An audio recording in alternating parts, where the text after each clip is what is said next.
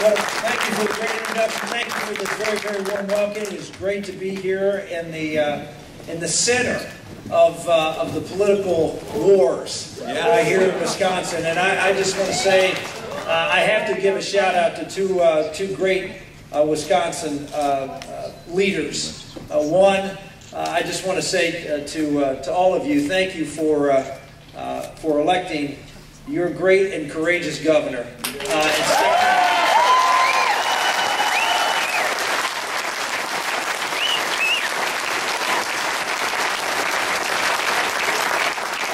Standing behind him, and after the assaults, I know. Look, I come from southwestern Pennsylvania. I grew up in a steel town.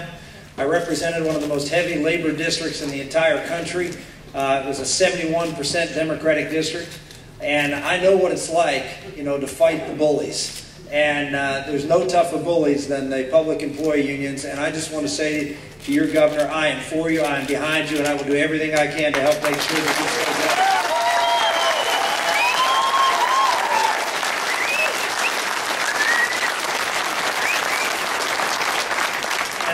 Another man who has stood up and stood his ground and been courageous and made a huge difference, as Governor Walker has done in setting that tone for the entire country and for courage in the State House, is another great man from Wisconsin. I have a tremendous amount of respect for him. When he stepped forward a year ago and put forth a bold plan to get this government back into size and shape in Washington, D.C., I was the first to endorse it. I've endorsed his second blueprint, and he is shaping the debate. You should feel very proud of Wisconsin's own Paul Ryan. You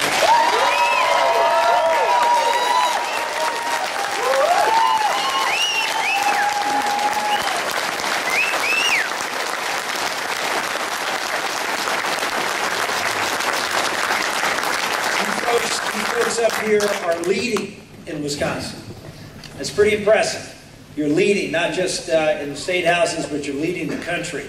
And it is exciting to be here with you here today. And I'm trying to do a little leading myself in this race, trying to go out and talk about the big issues of the day. To me, this race is the most important race, certainly in your lifetime for president, maybe the most important race since the election of 1860.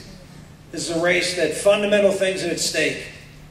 We need to have candidates who can talk about big things, paint big visions, give people an idea at a time of great anxiety of what's going on in this country. That there's someone who has a game plan, someone who has a vision that people can buy into and relate to, can have hope for a better and stronger future. One of the things that's most disconcerting about this race is the negativity and the picking and the picayune kind of negative ads you see on television and mailings and robocalls. It's not about lifting up our eyes and inspiring people and energizing people.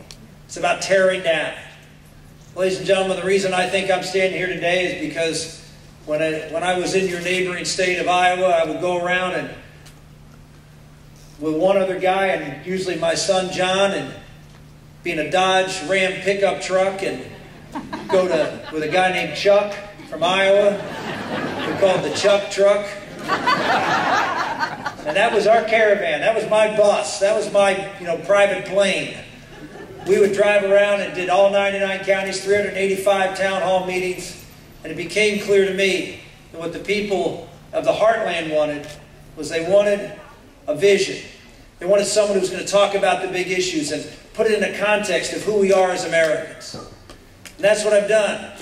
I've gone out and given a positive vision. I've talked about how we're going to solve the problems of the day, and I've talked about how I believe we're the best position to take on a candidate who's going to be well-funded, unfortunately probably better funded than whoever the Republican nominee is.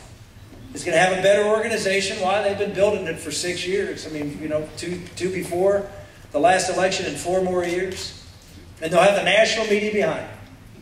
So it'll be a tough race. It's not a race where our candidate will be able to win by outspending Barack Obama 8, 10, or in the case of Illinois, 21-1 in order to win an election. They're going to have to win it on vision, commitment, trust, and ideas that are going to mobilize people because they think there's a better tomorrow as a result of our vision for this country as opposed to the present. Ladies and gentlemen, I can tell you that on the biggest issues of the day, the ones that really affect people, I think we have that positive vision. As a party, we just need someone who's going to go out and be able to make that case to the American public, be able to have a record that backs up what they say they're going to do so the American public will trust us and have confidence that we will do what we say and that we mean what we say. See, I think that's the important ingredient here. Who's the best person to go out and make the case on the biggest issues of the day? And I always say the biggest issue of the day, yes, the economy is a big deal, unemployment rates, national security, and budget deficits, all are big deals. But it's like saying, if you have your child has a fever, are you concerned about the fever? Yes, but you're more concerned about what's causing the fever. And see, I believe what's causing the fever in America today, what's causing the maladies, is government robbing us of our fundamental freedoms and trying to take control of our lives.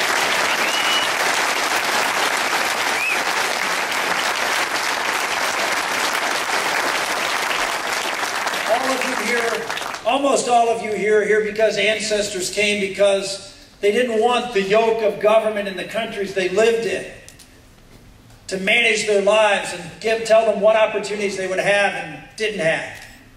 They wanted the opportunity to come to a country where they would be free to pursue their dreams, practice their faith, be able to build families and communities and build a great and powerful country, not from the top down, from folks who know best, but from good, decent Americans doing what we've done for 200 years and building a great country from the bottom up. You see, that's what's at stake in this election. Those very foundational things. And there's no more important legislative act that crushes that American spirit, that changes that American dream, than, of course, Obamacare. It is the one bill that brought me into this race, because I know it is a game changer for America. It is so bad on so many fronts. It will hurt our growth, our economic growth. It will stifle employment growth. It will explode the size and scale of the federal government, now estimated to cost almost $2 trillion over the next 10 years. It will raise taxes. And it will make every single American. I know you've seen statistics say about 40–45% of Americans now depend on some way or another on a federal benefit. After Obamacare, 100% of Americans will be dependent upon the federal government for your health and your life. And when that happens, freedom is extinguished in America. Yep. Because there is no amount of tribute you won't pay to the government to get what you believe you or your children or your parents need. That's why I'm in this race. And that's why this has to be the central part of this race. Because it affects everything that is on the minds of people in America today. Well, who is the best person to take that message out there and paint a vision of having a track record of believing, not in government control of healthcare, but of believing in you, believing in free people and free markets like we've solved every major problem in this country. Who's had a record that does that? How many people are familiar with health savings accounts? Well, 20 years ago, Bill Clinton was running for president. And he was running on the issue of you have a right to a lawyer, you have a right to a doctor, we need to do a health care reform, fundamental health care reform. And I was sitting in the budget committee with another young guy who was going to be chairman of the budget committee one day, a guy named John Kasich, who's the governor of Ohio. And the two of us had some conversations about, maybe we should have an alternative. Something that believes in markets and free people. And so we came up with this idea and introduced it 20 years ago. As far as I know, the first members of Congress to ever do so. And I fought for it and campaigned on it, and election after election defeated the author of Clinton Care in 1994 as a Democratic incumbent senator in Pennsylvania. So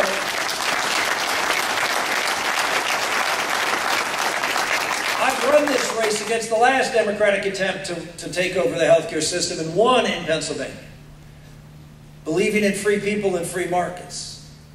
I'm the best guy to go out and take on Barack Obama and talk about this issue.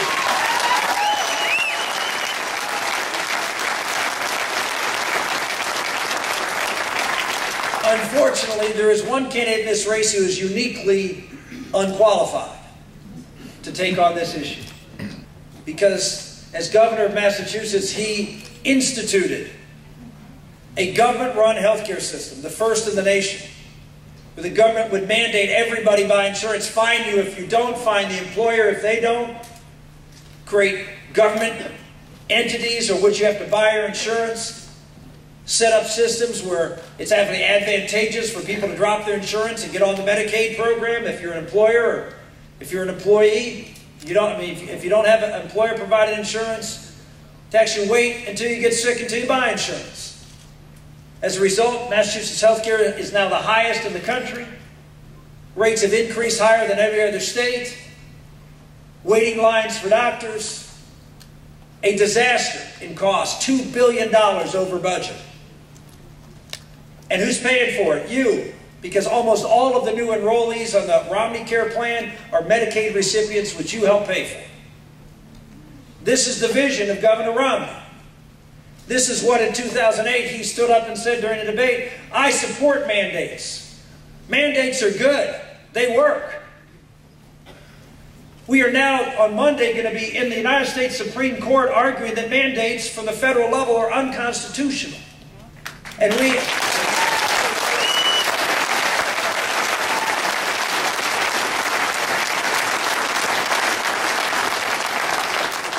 But the candidate who is the, how would you say, the favored candidate in this race is someone who supported government mandates and actually advocated for them during the healthcare debate on the federal level in 2009.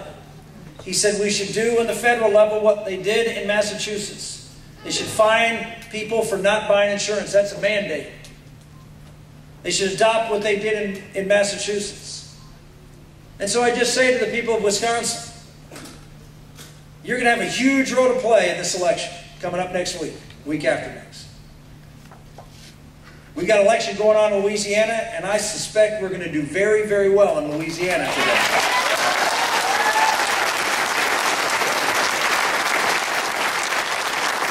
So I would challenge you. You're here because you're conservative. You're here because you believe in free people and free markets. You're here because you want someone who can represent your values. Not just on health care. Let's take another one, energy. Energy is the number probably other than health care, where 75% of the people, by the way, in America do not believe that individual mandate's the right thing. 75% are opposed to it. Yet if it's a race between Romney and Obama, you have two candidates who supported it. Why would we do that? On energy, you have a president who's shut down every opportunity for us to get more oil and gas out of the ground. Offshore, deep water, Alaska, federal lands, won't build the Keystone Pipeline. He said, when he campaigned, he was for higher gas prices. He has a policy that is destroying our economy by raising energy prices, destroying our economy by not putting people to work in the energy fields, not getting revenues. We went from $10 billion offshore and getting revenues 3 years ago to zero. If we just allow federal leases to be put out based on consumer and market demand, we will be able to raise in lease fees alone over $2 trillion over the next 30 years. You want to reduce the budget deficit, lower energy prices, get this economy going, create jobs in the energy field? This is a no-brainer. And you say, well, why isn't Governor Romney the best person to make that argument? Because when he was governor, he said that he was for higher gas prices. That he thinks that there are an eventuality that it will drive down consumption. He was for the concept of man-made global warming, and as governor put in the first CO2 cap on energy plants, utility plants. He was for cap and trade. He adopted the same plans to say that fossil fuels were bad and we needed to reduce our dependence on them and use them. Why would we put someone up when this is the hot button issue of the day of energy costs? Why would we put someone up when this is the issue of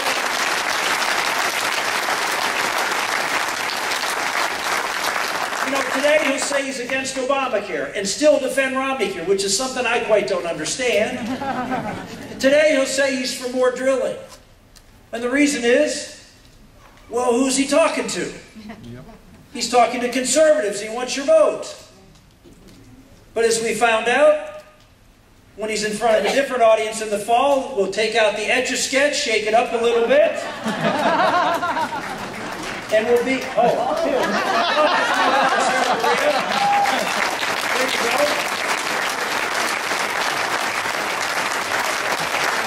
That's my 14-year-old. She played Vanna White in this little show. So you take out the Etch-a-Sketch. My public policy isn't written on an Etch-a-Sketch. It's written on my heart because I'm a conservative. I don't just run.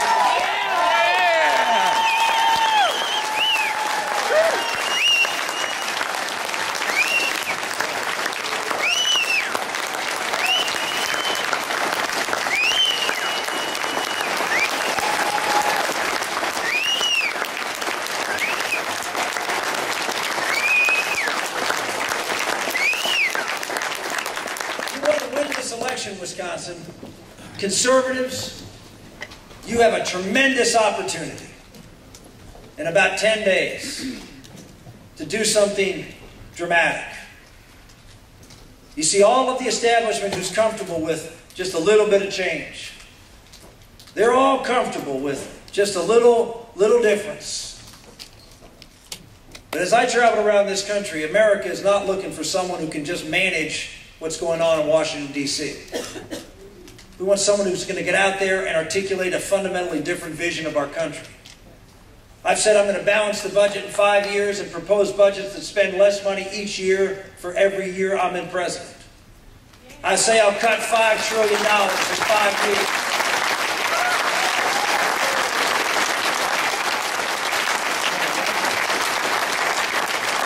Governor Romney has said he hopes to be on a glide path by the end of his 8th year to a balanced budget.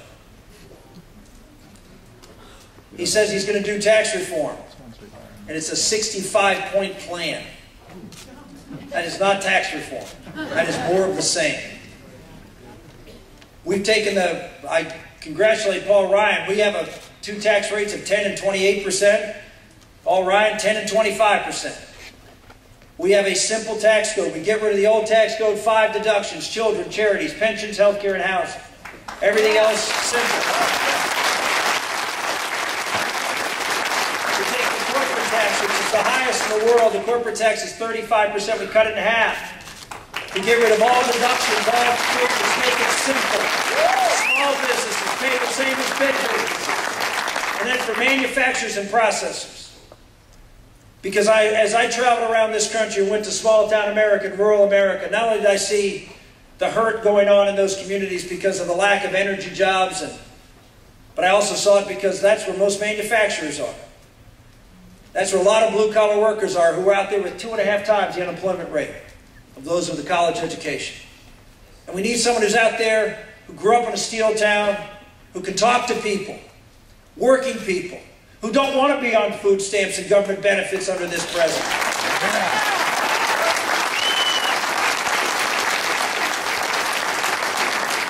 They want someone who identifies with them, who doesn't say at fundraisers in San Francisco about these people clinging to their guns and their Bibles. You're darn right we cling to our guns and our Bibles. Oh, yeah.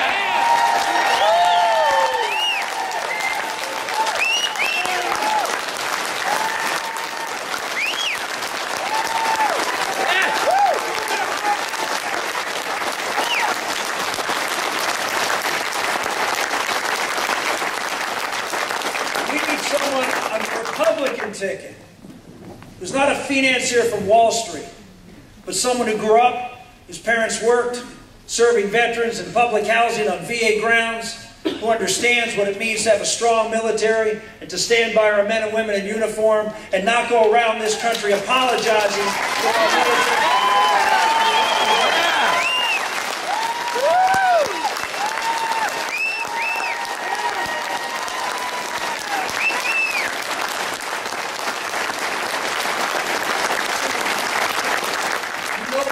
Elections. Getting people excited. We didn't win the 2010 election because we went out, as you did here in Wisconsin, with your great United States Senator. I understand he may have even been here today already, Senator Johnson.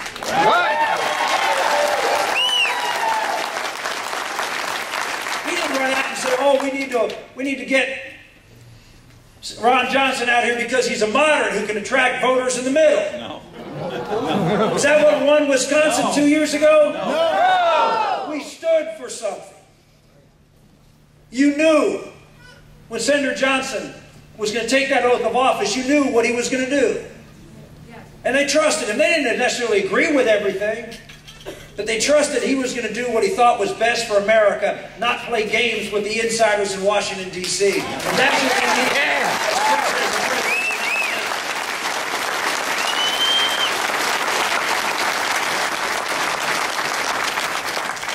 Wisconsin is going to be shaping up to maybe be the turning point in this race.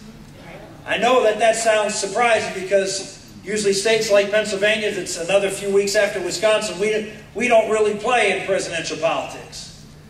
But this is a different time. And I suspect that Wisconsin may be the inflection point. You get to determine whether you want to nominate somebody who robs us of the most important issues of the day. Freedom. To be able to make the freedom argument on health care, on energy, on bailouts. Someone who has been on multiple sides of almost every socialist there is. You know what? There are a lot of folks out there who are independents and moderates who actually share our feelings on those issues, but want someone that they can trust who's actually going to do what they say they're going to do and not just say it. One of the most telling things I saw in this election just happened last week, and you probably don't even know about it because the media hasn't said much about it.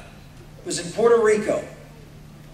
In Puerto Rico, I went down there a little over a week ago and said to the people of Puerto Rico, when I was asked about statehood, and statehood in Puerto Rico, if you're a Republican, you're for statehood. That's what defines the Republican Party. It's the statehood party. And so I was asked the question, do you believe in statehood? I said, yes. They said, well, should we have to speak English in order to become a state? I said, well, when I campaign in the mainland, I say that English should be the official language of the United States of America. And that...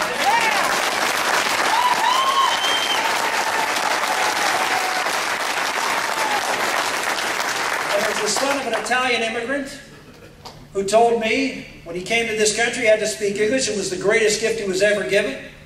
It's the language of success in America. I said to him, I said to the reporter, I said, yes, in order to be a condition to come into the Union, that Puerto Ricans would have to be taught English in schools and be fluent in the language, where today only 15% of Puerto Ricans are fluent in English. And so I said, as a condition of statehood, yes, I would require it. Now, I was just hammered, because that's not what they wanted to hear. But I wasn't going to go to Puerto Rico and say one thing, and then come back here into a group of folks and say something else.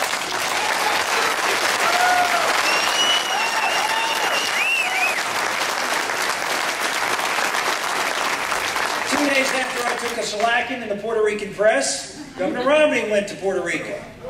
Governor Romney has a position that English should be the official language of the country, just like me.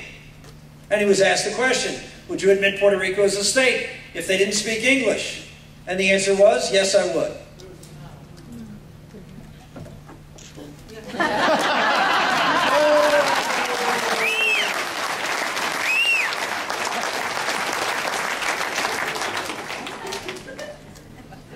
When people vote for president, they want to vote for someone they trust. That's right. Someone who's authentic. Someone who won't say anything to get elected, but will stand up and do what's right for the people of this country.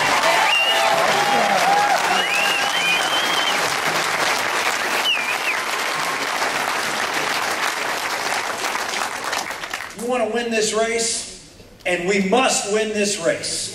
Yes. You want to win this race, and stand up for somebody who can take it to Barack Obama and his failed policies. He can stand up and draw a clear contrast, can relate to the voters in Wisconsin, in Indiana, in Ohio, Pennsylvania, Virginia, North Carolina, Missouri, the swing states. There was a poll taken the other day, and they eliminate all the states. They're going to go either Republican or Democrat. And they looked at the swing states. And in the swing states, on average, I beat Barack Obama by 4 points. On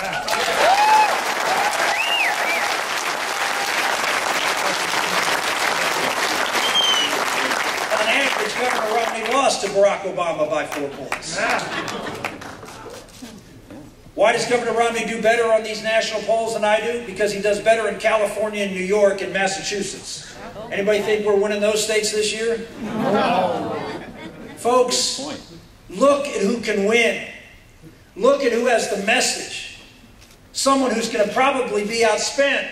I know what that's like.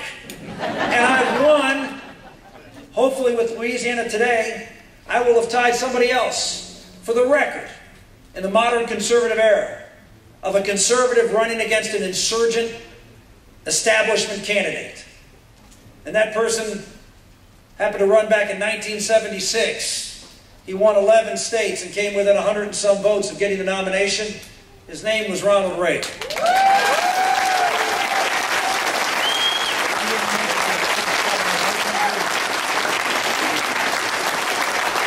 I ask in closing to the people of Wisconsin, don't make the mistake that Republicans made in 1976. Don't nominate the moderate. Every time we do, we lose. In the last 100 years, only one Republican has ever defeated a Democratic incumbent president.